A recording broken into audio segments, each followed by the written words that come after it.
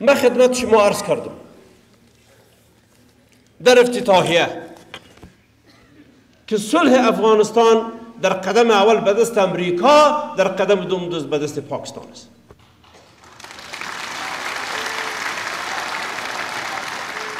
و این ثابت است پیش من، مطلق ثابت است پیش من.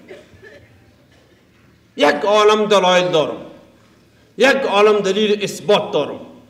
همکارای حکومتی ما، مامن صاحبا و همکارای حکومتی با ما دی میدانن، بحثم کردیم، به تفسیرش نمیرم، وقت میگیره.